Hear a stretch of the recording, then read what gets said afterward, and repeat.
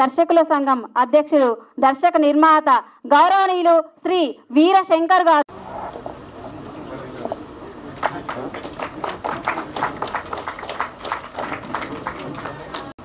దర్శక నిర్మాత గౌరవనీయులు శ్రీ సముద్ర గారు స్టేజ్ పైకి రావాల్సిందిగా కోరుచున్నాం.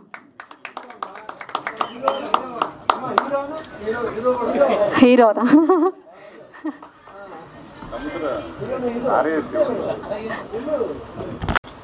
Thank you sir. Thank you sir.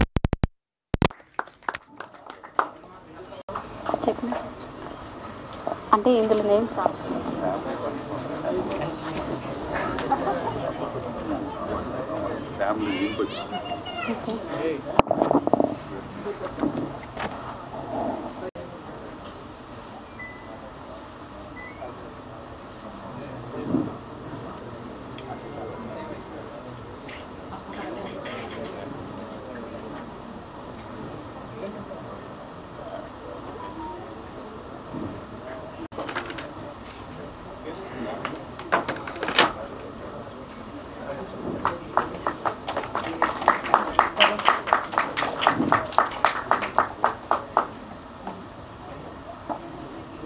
Photo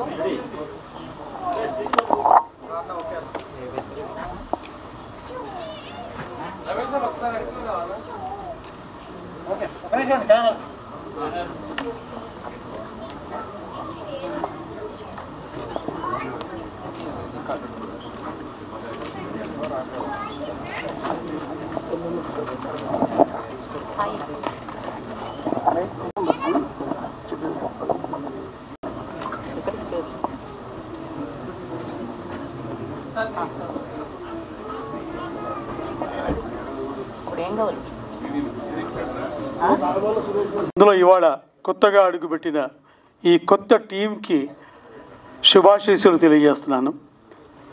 Balraj ఈ పిక్చర్కి ఎగ్జిక్యూటివ్ ప్రొడ్యూసర్.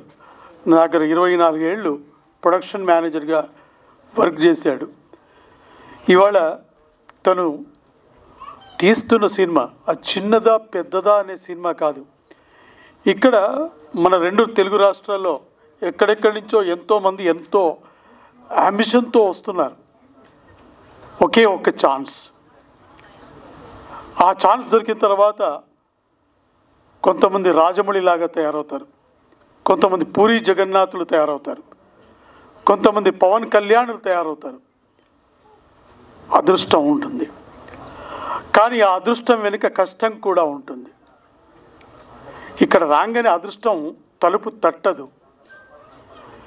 నువ్వు రాగానే నువ్వు హీరో కావాలనుకుంటున్నావు, రాగానే ఒక సముద్ర గారిలాగా ఒక వీరశంకర్ లాగా గొప్ప డైరెక్టర్ కావాలనుకుంటున్నావు, లేదా 100 సినిమాలు చేసిన తుమ్మలపల్లి రామ సత్యనారాయణ కావాలనుకుంటున్నావు, లేదా ప్రసన్న కుమార్ కావాలనుకుంటున్నావు, లేదా 78 సినిమాలు చేసిన గొప్ప డైరెక్టర్ రేలంగి నరసింహరావు కావాలనుకుంటున్నావు.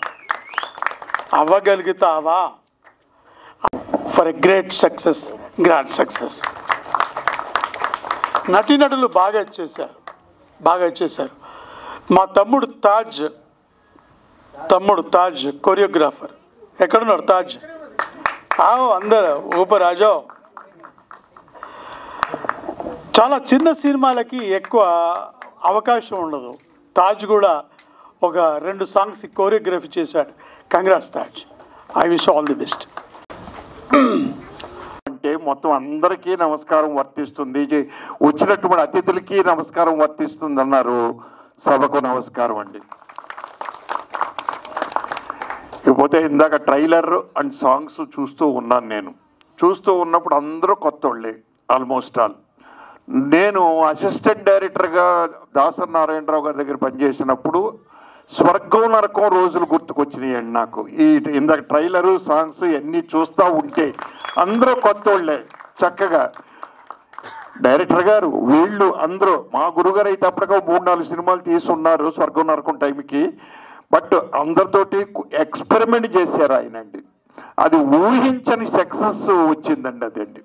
అది అలాంటి సక్సెస్ అయ్యి ఈ సినిమాకి రావాలని నేను మనస్ఫూర్తిగా ఎందుకు కోరుకుంటున్నానండి. ఇందాక ట్రైలర్ కానీ సాంగ్స్ కానీ చూసినప్పుడు నాకు దాంట్లో డైలాగ్స్ అండి ఎంత బాగున్నాయండి.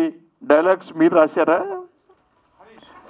హరీష్ గారు డైలాగ్స్ చాలా బాగున్నాయండి. డైలాగ్స్ సూపర్ హరీష్ గారు.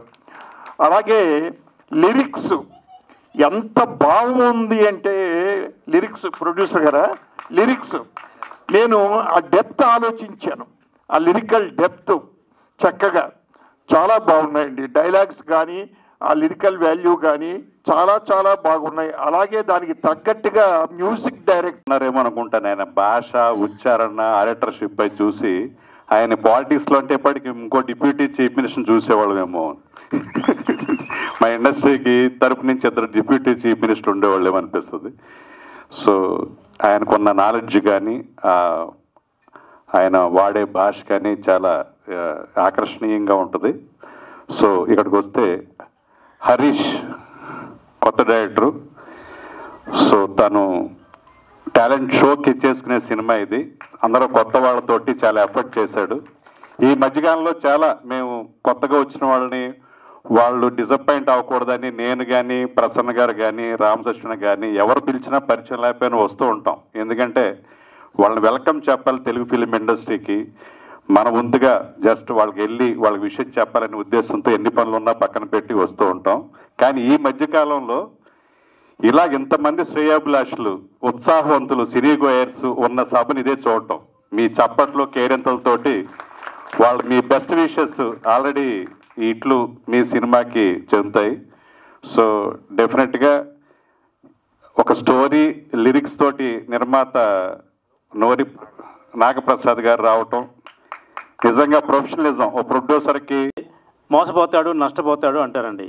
అలా కాకుండా ఒక గాడ్ ఫాదర్ లాంటి నాగబాల సురేష్ గారిను లేకపోతే బాలరాజు లాంటి సీనియర్ ఎగ్జిక్యూటివ్ ప్రొడ్యూసర్ను పెట్టుకుంటే డెఫినెట్గా ₹1 కూడా నష్టం జరగదు, ₹1 కూడా ఏ విధమైన వేస్టేజీ ఉండదండి.